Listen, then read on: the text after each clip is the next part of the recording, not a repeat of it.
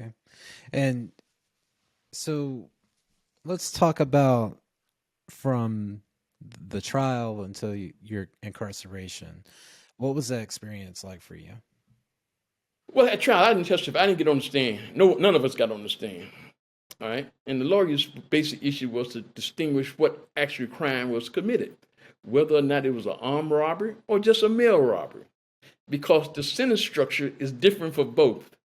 For mail robbery, which we actually did, relieving the custodians of the mail, of the U.S. mails, that's how it lays out in the statute.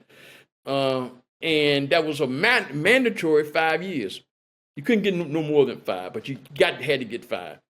And so they knew the crime was got a lot of publicity about it and what have you. And so the courts decided they were going to make an example of us and gave me 10 to 30 years. And so I told you before that I had this vision from the Creator that I was going to go to war. Went to war, and I was going to be in prison for 5 years. And so while in prison, man, I stayed in the hole for about a year and a half of that time. But on an occasion when I was there, I realized that it was a losing battle for me to continue to go up against that system as one individual, because I was protesting everything as an individual, right? I wasn't cooperating with none of the system and the do's and the don'ts they was doing. So I stayed in the hole for quite a while, in and out. I wouldn't work. And they finally decided to say, hey, look, this guy's not going to do it. This is a veteran, and so we got to be a little sensitive with him.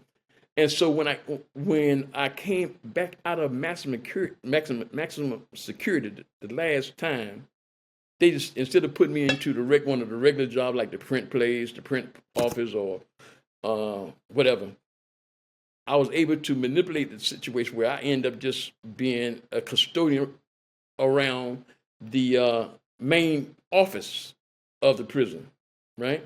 I would just sweep up and what have you and that type of thing, or around the captain's office, that type of thing. And I loved that because it gave me all my independence. That took for 30 minutes. My day was totally mine from that point on in that incarcerated environment.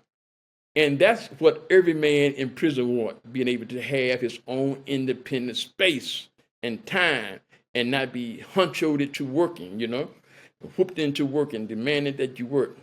And there's no law that required us to work while incarcerated. At least it wasn't in D.C. So I say, look, I don't have to work. I came down to do my time. And that's the attitude I had for a What while. what